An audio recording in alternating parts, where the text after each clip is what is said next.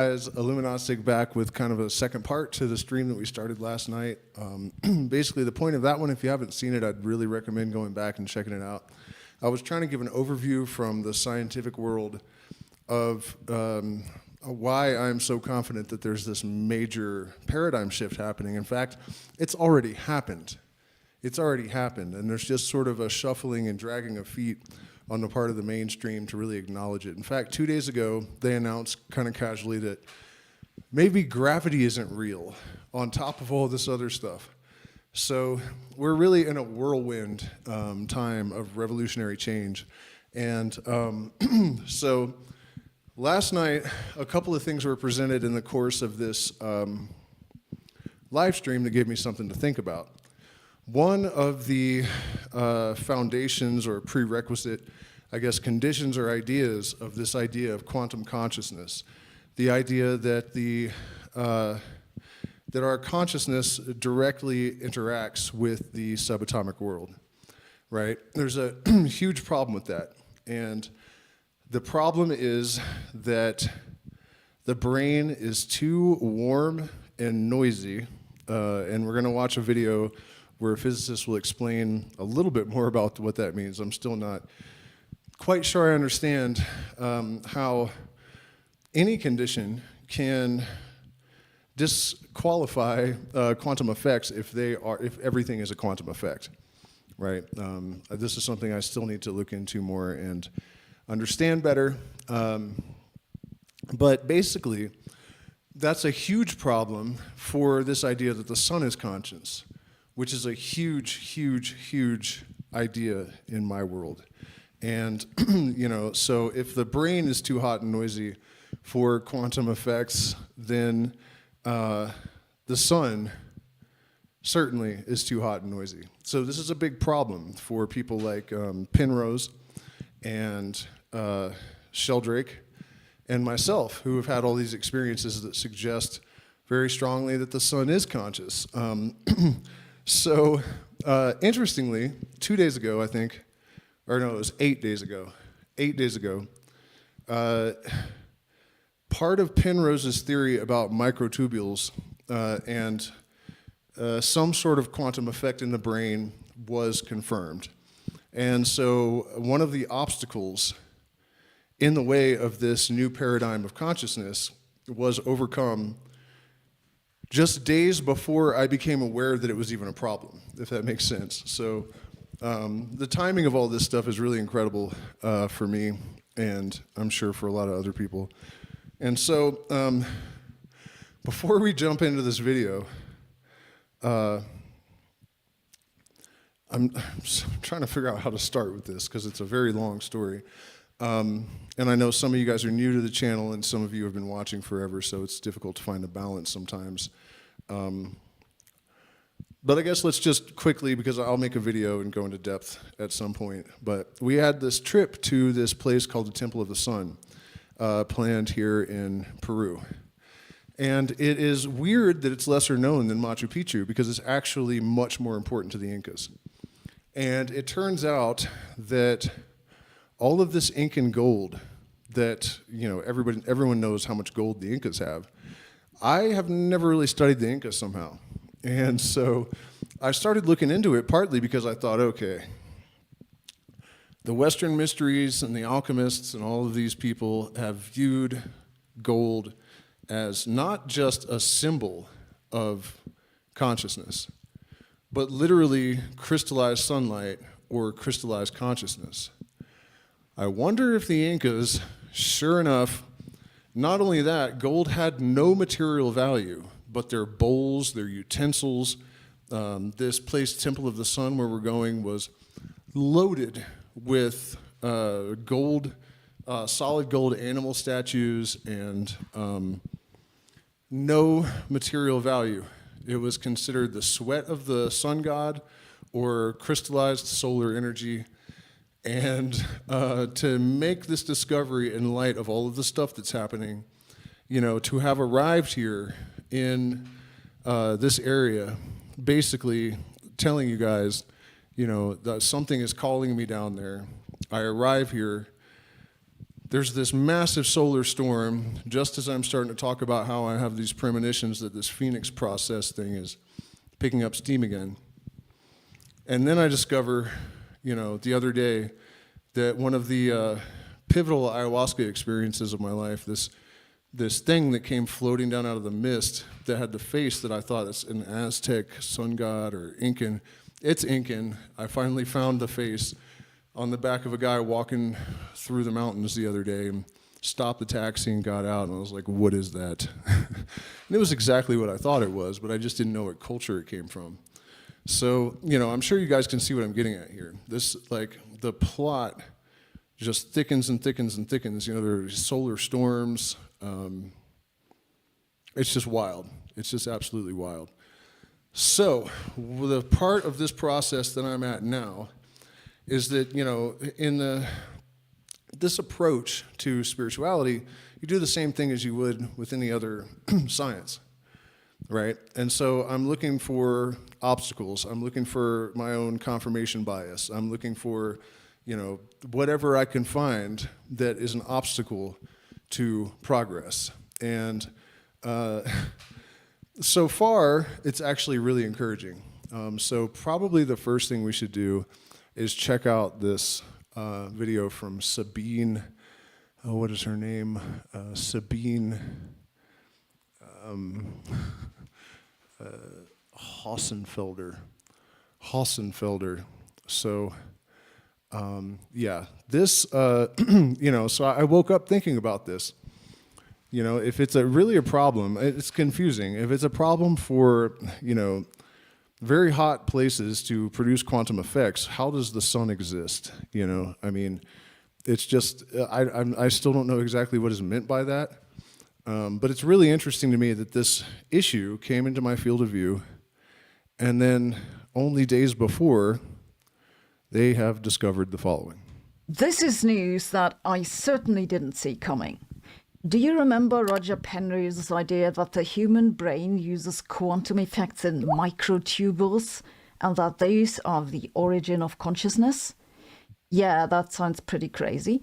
But, well, it seems that he was right, at least about the microtubules. What the heck are microtubules? Microtubules are big molecules, basically. They are essential parts of all cells in the human body and play a big role for signal transport in the human brain. They're polymers that combine two tubes and are made of smaller components called tubulin. So the tubes are made of tubules that are made of tubulin. It's tubes all the way down, people. Roger Penrose now has this idea that consciousness can't be explained by a computable process. So there needs to be an uncomputable element in what the brain does, and that, he says, can only be the collapse of the wave-functioning quantum mechanics. Now, I have to interrupt already because I don't think she ever addresses this, and I have not yet heard Penrose address this. This is a physicist. This is a Nobel Prize winning physicist. When he says that consciousness must be something other than a computation, when, outside of the human brain, all thinking is computational. What exactly is he saying, and why is he saying it? Is this just an assertion out of nowhere, some sort of a priori claim? Or what exactly is going on with that? One other thing I wanted to mention that's kind of off topic that I wanted to say in the intro. So last night, not only did we manage to sort of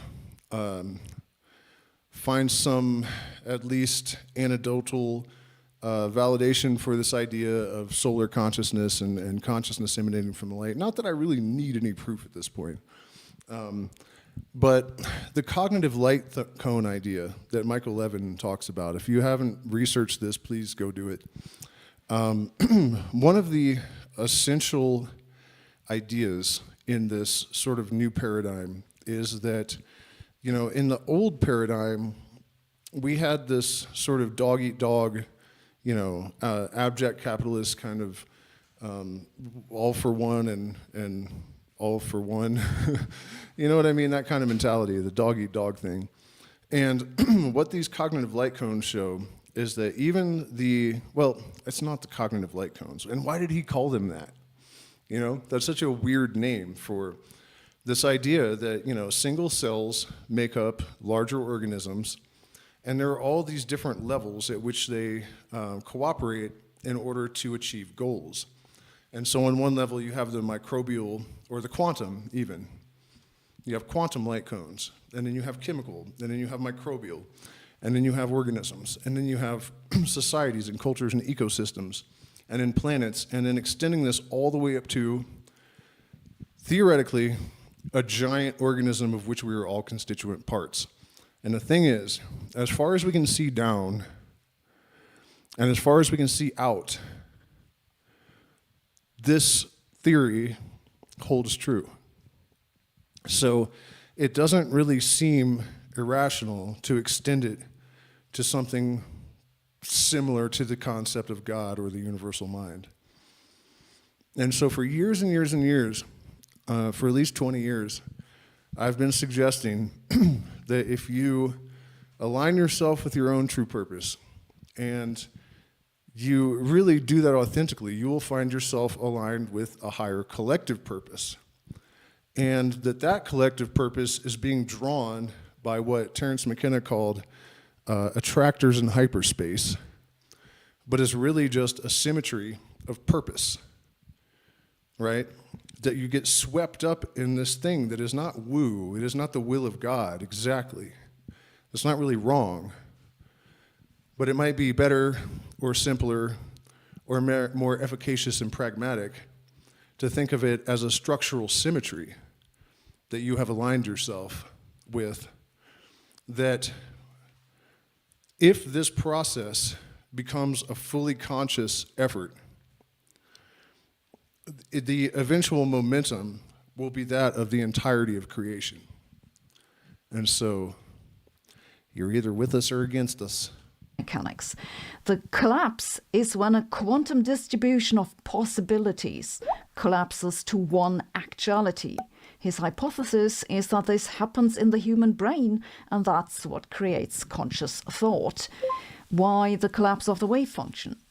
Because we know that all the rest is computable, so that's the only place you can hide something non-computable. The problem with this idea, as many physicists have pointed out, is that the human brain is a warm and noisy place, and those are generally not very welcoming to quantum physics. There's a reason that current-day quantum computers are suspended from 3 levels of shock absorbers and cooled to a few millikelvin. It's not just because it looks impressive, though there's that. It's because otherwise the quantum effects just go away too quickly to do any computing with them. For Penrose's idea to make any sense, you'd have to have quantum effects survive in the human brain at least until a neuron has managed to fire.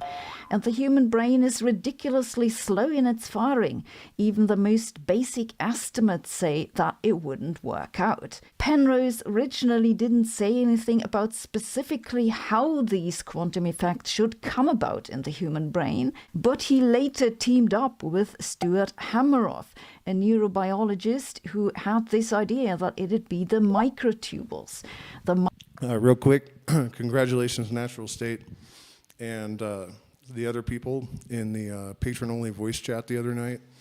They were talking about how disassociatives are actually such tremendous tools for studying consciousness.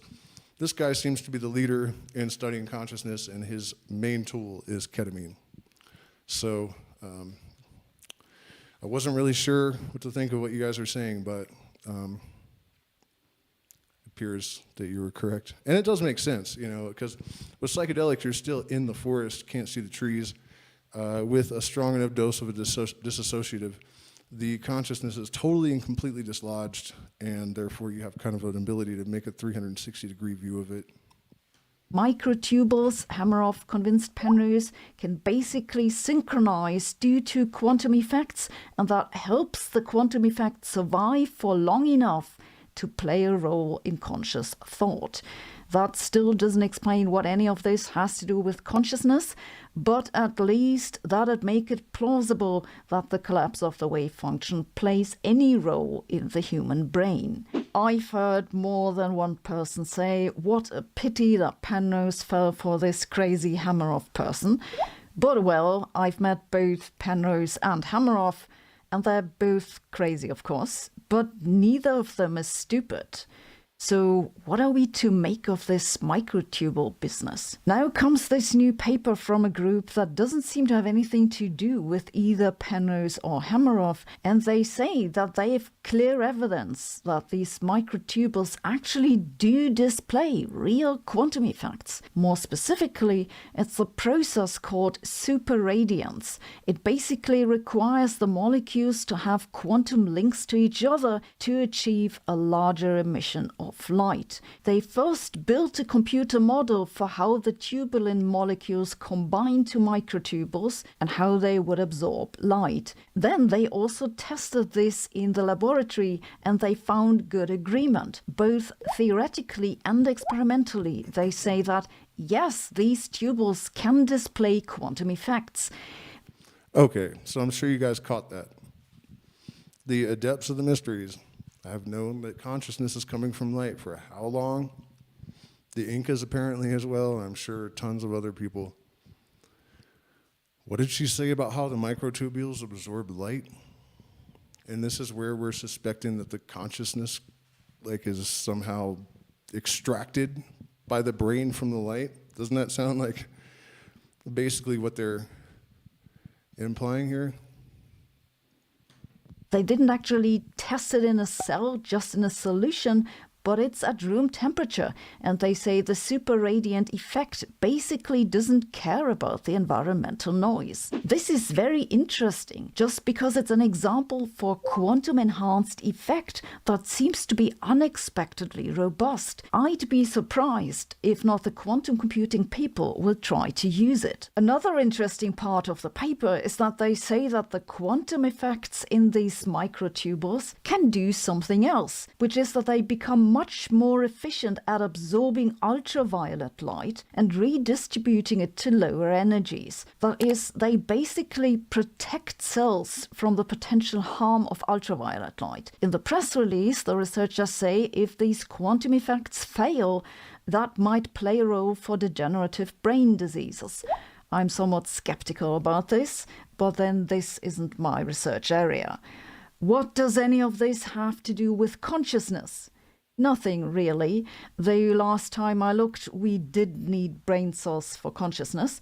There seems to be a big logical gap between there are quantum effects in human brains and quantum effects create consciousness. Though, come to think of it, maybe the time has come for a quantum consciousness startup. I recently read a paper saying that large language models are currently totally dominated by English language text. Okay, lady. So, I haven't checked in with the chat yet. What's going on, Big C? Good to see you here. By the way, you guys, please consider joining my Patreon because I am demonetized and, supporting via the options in the chat. But let's see, where should we go with this next? Okay, we're done with Sabine. Rethinking the mystery of gravity. That's messed up, but it really has almost nothing to do with our current discussion. This is long, but let's let Mr. Penrose weigh in, but at 1.5. People often say, well, maybe with a sufficient technicality we could build a Schrodinger's cat. That was not what Schrodinger's point was. He was saying this is ridiculous. Yeah. You can't really have a cat which is dead and alive at the same time. You suggested that human consciousness might in some way be the result of quantum effects. Could you perhaps tell us a bit about how you came to that view and how that view has developed over the years? Well, the story is a bit long and involved in many ways. When I was a graduate student in Cambridge, after having done my undergraduate work in London, University College, I went to Cambridge and I was working on pure mathematics. And I sort of thought, well, 3 years for my PhD is quite a long time. I can work on other things which might interest me. So I went to 3 courses which were nothing to do with what I should be doing. One was a course by Bondi on general relativity, which was very influential on what I subsequently did. Another was a course by Paul Dirac, the great physicist, which also was extremely influential in what I did later. The third course was by a man called Steen, who was a mathematical logician. And I learnt from his course about Turing machines, which gives a general concept of what you mean by a computation. So I learnt about that.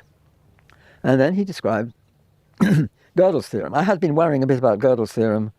When I say Gödel's theorem, there are 2, but you can put them into one theorem. Basically, it's one statement, which is the important thing.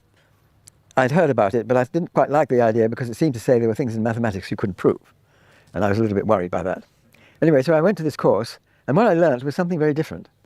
And it's if you have a system of rules which you could use to prove some theorem, and if those rules are such that you could put them on a computer, and it can tell you, you try this theorem and you see, is it true or not? You put suggest that this set of rules that can be applied, and the computer chugs through and says, yes, it's been correctly applied, and therefore the thing is true. That's the sort of thing. And you have to believe that the rules do give you truths. That's part of the story, and that's the point of them, after all. So you've looked at them each individually, and you said, does that really, do you believe that one? Yeah, that's okay. What about that one? Yep. What about that? Oh, yeah, I see. That's okay. So Yep. that sort of thing. Yeah. And that's the sort of rules you would use to prove. These are all statements about infinite numbers of things. Like if you add 2 even numbers, you get another even number. Right. That's okay. a statement about an infinite number of things, yet you can prove it in a couple of steps. And using these rules, that would be very easy to prove. Okay, what Gödel does, as Steen described, and it's very clever, how you can make a statement which, when you look at how it's constructed, it really can be interpreted as saying, I am not provable by those rules. Right. So then you say, well, okay, maybe it's false, in which case it is provable by the rules. And since you've built up a trust that these rules really do only give you truths, then you know it must actually be true that it's not provable by the rules, and the statement is true. Yeah. So this is and it's a statement which is really about numbers, ordinary numbers. And it's a statement which you can see by virtue of your, that's the thing that I found stunning. By virtue of your belief that the rules only give you truths, you can see that this is true. Nevertheless, it cannot be proved using the rules. Right. So it tells that these rules, whatever they are, cannot encapsulate one's entire way of proving things in mathematics. And I found that absolutely amazing, because it seemed to me that our understanding transcends any kind of rules. And I won't go into the whole story because it was complicated. I wrote about this in The Emperor's New Mind. I had huge numbers of complaints from various people. I wrote about it again in my book, Shadows of Mind, trying to indicate all these responses and things like that. So I won't go into the details of that. But it did strike me as rather remarkable that by our understanding of what the rules are saying enables us to transcend the rules. And this struck me as completely amazing. That somehow the understanding that one has isn't... Okay, so let's unpack that just a tiny bit. Let's bring it down to something still extraordinarily complicated that almost no one understands well, but less complicated than what he's talking about. Music, which is still math. But in order to be a master avant-garde jazz improviser, you have to know all of the rules so that you can break them, so that you can transcend them. This is really what all psychedelic music is about. With the Grateful Dead, it was about shifting through different modes and then using outside tones to lead into other modes to build tension over long, long phrases instead of short ones. Fish did something similar by leaning on outside tones very strategically in order to build extra tension. This is breaking the rules in order to transcend the mundane. And then there are far more sophisticated examples of it, but I'm trying to stick with pop culture here. So what he's suggesting, not really suggesting, but observing, is that if we assume, as the Pythagorean Illuminati and many other brilliant people have, that mathematics is actually the foundation of the universe, then how is it that our consciousness can transcend mathematics And if you followed the example that he was outlining, that's what he was describing. And I think that was his very British, understated way of saying that consciousness is not computational because it can understand things that transcend computation. I would argue the obvious, and maybe this is Galen-Kruger because I assume Penrose is far more intelligent than I am. But why wouldn't the explanation be that there are computations going on in our subconscious that allow us to understand these rules in a way that makes it appear that we're transcending them? So I'm not sure that I'm convinced, but let's hear him out. Following the rules, there's something beyond that. And this transcending of these rules is a feature of our understanding. Right. So it seems to me that whatever understanding is, and I don't know what it is some quality that we have which enables us to transcend any set of rules that you have for proving things in mathematics, Yeah. and they're not enough. Yeah. But you can see by understanding them, you can go beyond them. Now, what does understanding involve? Well, it certainly involves consciousness in the normal usage of the words, Yeah. because one says, to understand, you couldn't imagine something understanding a thing if it wasn't even aware of it. Yes. So being aware of something is a necessary ingredient. Surely not the whole story, Yeah. because it doesn't say anything about the perception of the color blue, for example. Yeah. I mean, people complain to me, say, well, you're only talking about a very limited thing. Well, of course it is. But the point is, if what I'm saying has relevance to our understanding, it may not be relevant to all features of understanding. Sure, I'm quite happy with that. But nevertheless, it seems to indicate there's something outside computation in human understanding. And then I start talking about evolution, of how it can happen and how this... It's a feature of general understanding. It's not a very specific thing that mathematicians involve. And you can present arguments in that direction too. So then I began thinking, okay, well, what kind of... I mean, I'm a physicalist, so I believe what's going in our heads is obeying the same laws of physics which is going on around us. There's something special injected into our heads which gives us a quality which is beyond the laws of physics. I'm a physicalist. I believe it's the same physics in here as out there and everywhere. Yeah. Maybe different parts of it are emphasized in different ways. So I began to think about what are the laws of physics as we know them, or knew them at the time. I was thinking about this. Okay, well, Newtonian mechanics, you can put that on a computer. There's a little bit of a catch, which I always worried about a little, but I don't think it's the real answer. The catch is that all these laws of physics depend on the continuum. So you're really talking about properties of real numbers. Ah, right. And real numbers are not things you quite put on the computer. You put approximations to them. Now, is there a catch in the fact that these are only approximations? I don't think that's the answer, but I'm prepared to admit that there's another route one might try to follow. Right, okay.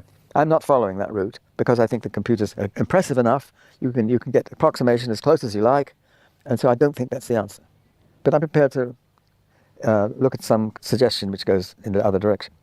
Okay, then I think about, Newtonian mechanics. I think about Maxwell's electrodynamics. Yep. You put all those things on the computer. I would think about Einstein's general relativity. I knew that was pretty hard at the time. I haven't got very far. But nowadays, you can talk about spiraling black holes, and it's really very, very detailed what people do. Yeah. So sure. Then what about quantum mechanics? Well, Schrödinger equation, you can put that on a computer. It has a problem with how many variables you have to, and it's sometimes people regard it as a difficult problem for a complicated system. But it's not really fundamentally different. So the Schrödinger equation also. But that's not the whole of quantum mechanics. No. Quantum mechanics involves not just the evolution of the quantum state according to the Schrödinger equation, or whatever you like to call it, unitary evolution. It involves measurement. And the measurement problem violates Schrödinger equation. You evolve a state, and it says, if you made a measurement of such and such a type, it would give you a probability of that and a probability of this. If you evolve the measuring device as well as the system, then you get a contradiction, because it says that the answer of the measurement is a superposition of this and that. Schrödinger obviously worried about this with his cat. I mean, that's why he brought the cat into the discussion. Right. To show that there's something wrong here. There's something in the theory. I mean, people often say, well, maybe with a sufficient technicality we could build a Schrödinger's cat. That was not what Schrödinger's point was. He was saying this is ridiculous. Yeah. You can't really have a cat which is dead and alive at the same time. Yeah, but it was a mere illustration of a wider point, right? That's right. So Schrödinger, and I'm well in line with Schrödinger's viewpoint on this. Einstein took a rather similar view. In fact, Dirac did too, even though he didn't enunciate that. You have to see what his later... He didn't say much about what he thought about quantum mechanics, but he took a rather similar view. You see, quantum mechanics is incomplete. Right. Because it doesn't explain the collapse of the wave function. The Schrödinger equation is a smooth, continuous evolution of the state, but it's not what you get when you make a measurement. Yeah. When you make a measurement, which after all is broadening the system a bit to include the measuring apparatus and all that, why doesn't it follow the Schrödinger equation? And that worried Schrödinger very much. And it seems to me this is the gap that's not present in all the other theories. See, all the other theories right up to the point, even including the Schrödinger equation of evolution, unitary evolution in quantum mechanics, they are all things you could put on a computer. So where is there something that you couldn't maybe put on a computer? And the argument I was making here is that it's in the collapse of the wave function. Right. So there is some process, and I'm not taking the view, as many people did in the early days of quantum mechanics, that it's the conscious observer looking at the system and observing. Yeah. That's the sort of terminology which suggests it's that, observing the system. No, I don't believe that. It doesn't really work when you think about it in detail. I won't get into that, but it certainly doesn't really work. So I don't believe it's that. However, it's a different role for consciousness, almost the opposite. That whatever consciousness is depends upon what this currently unknown, but we know something about it, which is to do with seeing how general relativity relates to quantum mechanics. Right.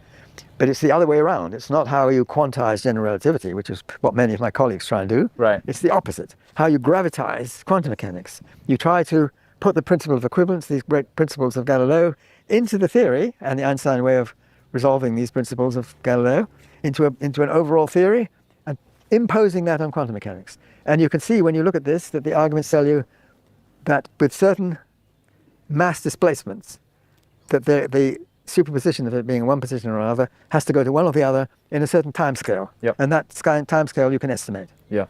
And so this, I claim, is what's going on in the brain. Where in the brain? I had no idea. I learned a bit of neurophysiology. I just couldn't see where in the brain it could be doing it. Yeah. I rather sort of petered off in The Emperor's New Mind without knowing the answer. But then Stuart Hameroff, who was an anesthesiologist in Tucson in Arizona, and he wrote to me and said, more or less, evidently you don't know about microtubules. He didn't put it quite like that. But he suggested there's something. I mean, he was very interested in general anesthesia, and he realized that it's not a chemistry question. I mean, how you turn it off is a route into what it is. And what turns it off is not chemistry, because you have many, many substances, completely unrelated chemically, which are general anesthetics. One of the most striking being xenon, which is an inert gas, or more or less inert. And so it's not chemical processes, it's some physical process. Okay, so he was talking about something that came up last night, and it's going to be pretty difficult for me to explain this well enough to do it justice, but it does actually tie into the explanation I've given for synchronicity as being the product of a sort of higher order of symmetry that has a correspondence internally, our internal world with the external world.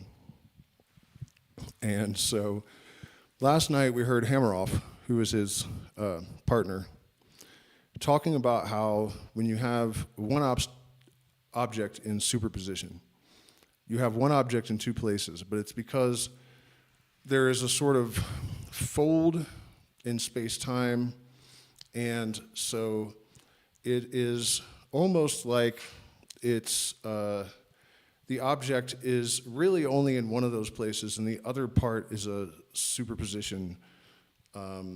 It's like a distortion in space-time, and these can happen in very small spaces or very large spaces. And so he is basically suggesting that the collapse of the waveform is happening in our brain and not actually in the external world, in a sense. And I don't know that I've fully wrapped my head around it, but I did follow that much. And one of the things that Hameroff was explaining on the opposite end of this token is that they feel that it is the physical collapse of the wave that generates the consciousness. So, again, all of this is new to me as of yesterday, so that's what I'm gathering so far. And, well, we developed these ideas together, going off on different routes and trying to come back again all the time, and formulating a scheme which is referred to as the OR proposal. Yeah. Orc means orchestrated. It's not the OR means objective reduction. So the reduction means the collapse of the wave function. Objective means it really is a physical process. And then there are curious features about when it happens, which is another whole story. Which is another question entirely. Yes, it's got very interesting. Going back to experiments which I do describe in The Emperor's New Mind, due to Benjamin Libet. And there's some renewed interest in these things. You've already mentioned, for example, that you were taught by Dirac. Yes. Who are the people that you enjoyed just personally working with or being taught by the most? It's complex. Well, there's one character when it comes to physics. You see, I was in Cambridge as a pure mathematician. Right. But the person I gained a lot of insights from into physics was Dennis Sharma. Now, Dennis Sharma was a good friend of my brother's, my older brother Oliver, who had worked in Cambridge doing graduate work there on many body systems, different area from what I worked in. But I got to know Dennis through my brother Oliver, and we rather hit it off, Dennis and I. Particularly, he was interested in cosmology, and I'd listened to Fred Hall's radio talks and was puzzled by them. Right. And this led to...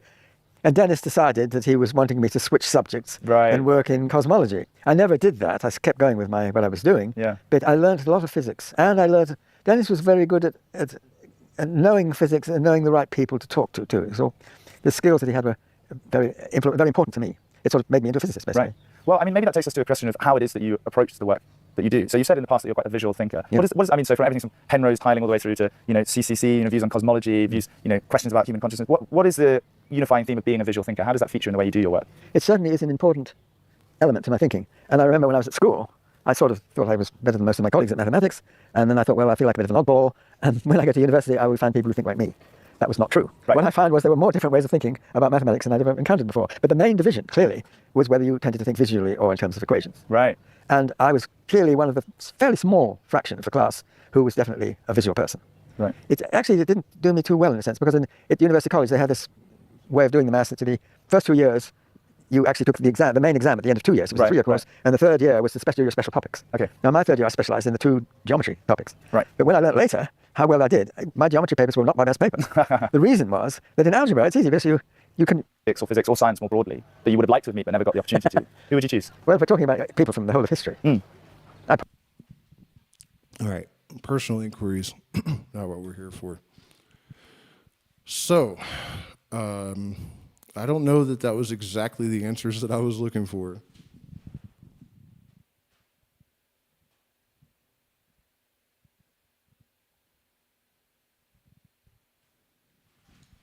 Yeah, this guy popped into the chat trying to accuse me of woo. It looks like it's Roger Penrose going on about math and whatnot. Okay, so I'm considering this last. I don't have a ton of time tonight because I'm trying to finish this Rape video from the Hunikuin workshop I did a week or so ago, and I want to get it up by Saturday. And we're going to Pisac tomorrow, and then to the Temple of the Sun. And on my way in here, my partner said, "Don't you think we should drink San Pedro before we go?" And at first I was like, no. But then I thought, well, because it's right in the city. Then guess what? The Catholic Church built a church on top of it because it was the Incas' main holy place. And something to consider about this, it's interesting to me that both of these cultures held gold as sacred in different ways. The Catholics and the people they represented worshiped the sun and didn't even know it. And yet, they think they're pursuing this gold for money. My suspicion has always been that there's something deep within people that they know that the gold they seek is the philosopher's stone, that it's the alchemical gold. The Incas knew that. They knew that it was a metaphor, and they wanted to surround themselves with the energy of the sun. Whereas these Catholics came to just steal and murder and deceive in order to accumulate the very same metal that was central to their culture, religion, and life. Remember last night we were talking about how this, oh, I wish I could remember the exact word because it was perfect. It's not disharmony. This sort of, disconnection with reality, let's put it that way, causes delusion, right? They're disassociated from the real deeper meanings. You know, their sun-worshiping religion had been cloaked in a myth, the truth hidden from them. And so it's almost as if they continued about doing what you would do if you worship the sun, but they were completely disassociated from the true meaning of what they were doing. And so, anyways, San Pedro being a medicine of light and the sun, going to the Incan temple of the sun and drinking it first seems like it likely could shed some more light on this mystery I've been working on all these years. And so let's just close this out by checking out this apparent,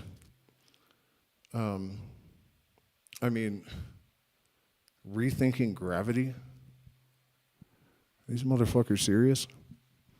And chill out, flat earthers. You're still stupid. Trust me. Trust me. Turning out to this, finally tonight, I've got a confession. Every so often, speaking of feeds, I come across this idea that I see on a podcast or Instagram or an article, and it is so different that my brain literally feels like it breaks. And that's exactly how it felt when I was minding my own business, scrolling through some feeds, and I saw this on Star Talk between Neil deGrasse Tyson and our friend and theoretical physicist, Levin, talking about gravity. Take a listen. Quantum gravity requires that space-time be quantized, but there might not be a theory of quantum gravity.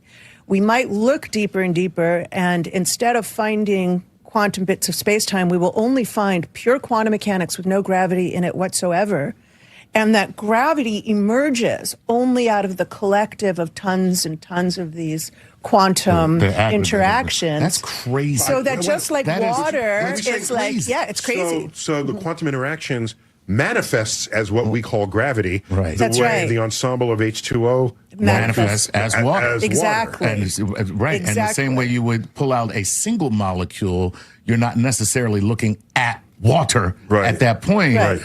The same thing with the. Oh but my! Janet, you're telling me you that can't gravity... pull out a quantum and say, "Is this gravity? Is this space-time anymore?" Space-time anymore? Exactly. Janet, you're saying gravity might not exist as a fundamental thing in the universe? I'm saying gravity might not exist as a fundamental thing in the universe. Wow. Gravity might not. Nothing exists. Nothing exists. That's really the only thing you can say about any of this. Nothing exists. Why does science not have a definition of energy? What is energy made out of? Nothing. The best definition you get is that a particle is it's not a behavior, it's a function. So I think that's what's happening here, is that they're realizing that everywhere we look, there's actually nothing. Exist as a fundamental force. If your mind is reeling, don't worry. We know, and we love Professor Levin from her writing on her Black Hole Survival Guide, so we just called her up, and we're like, Professor, we got to talk. Professor, thank you so much for joining us. Glad to be here. Now, I could pretend to understand all of what you just said before you dropped that huge bomb, and then afterwards when you started talking about the embroidered quantum entangled analogy, but I don't. I did not follow it at all. I did hear you say something about room temperature as an analogy. So can you just break this down for us? What do you mean by gravity may not exist as a fundamental force? Well, we try to understand the physical world on many levels. And right now we're at this kind of big macroscopic level where we're not seeing the individual atoms or molecules or what's going on at what we call the quantum level. And from this big macroscopic perspective, we have a really excellent description of gravity. We know how apples fall from the tree. We know how planets stay in orbit around the sun. And all of this is described originally. Newton described it very well. And then ultimately, as you're showing, Einstein described it as following the natural curves in space-time created by a heavy mass. So all of that works beautifully and it's meaningful.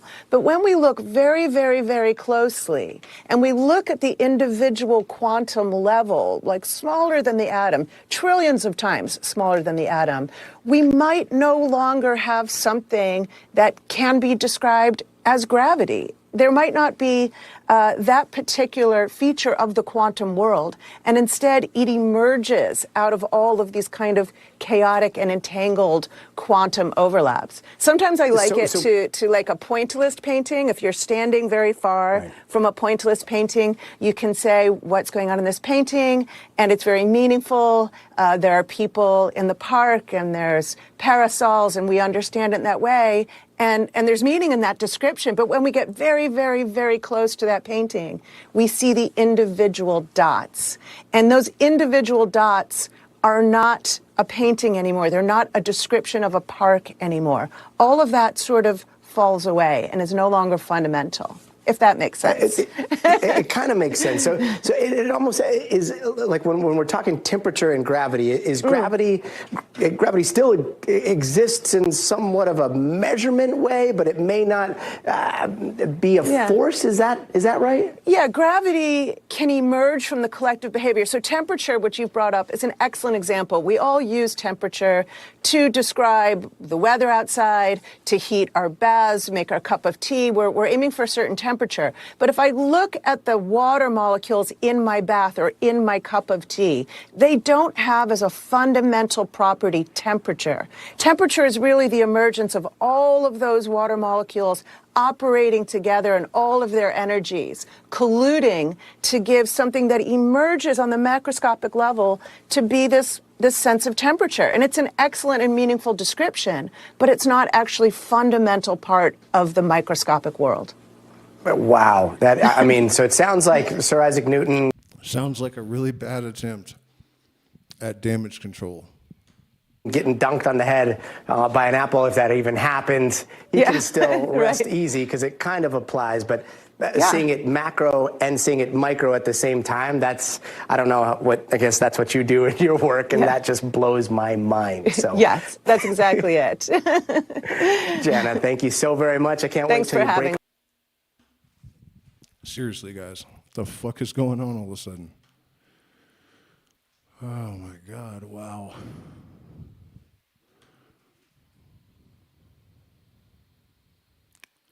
What's going on, guys? All right, so I have to jump off of here because it's 10 o'clock and I have to ask my partner to make me a thumbnail and I have to finish editing the video so I can schedule it for Saturday. I really appreciate each and every one of you.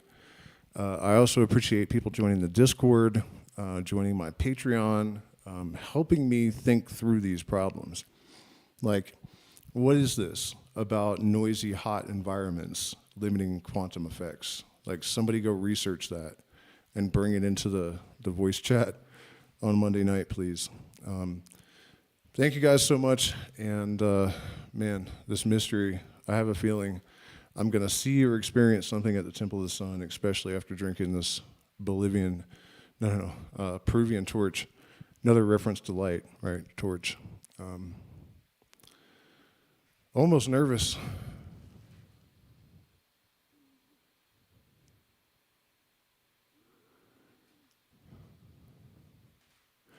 Yeah, well, Granda Sutu, I mean, there's no good answer. I mean, even if we say nothing exists and the all is mind, it's still this paradox.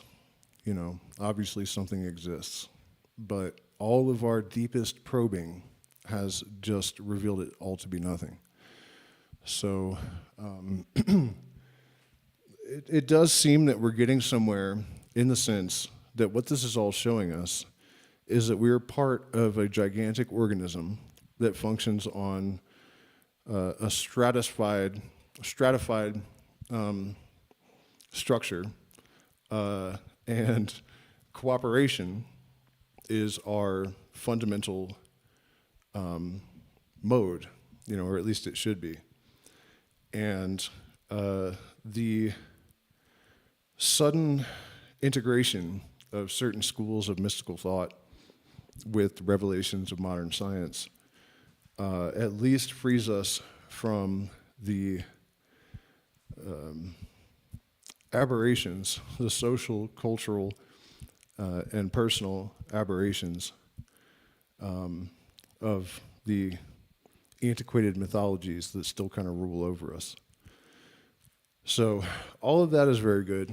By the way, Sabine, what was it, Hossenfelder, or the German physicist lady, she put out another video today, and I don't want to anger the algorithm, and I didn't watch it all the way through, and I just don't have time. We were going to. But it sounded like she was saying that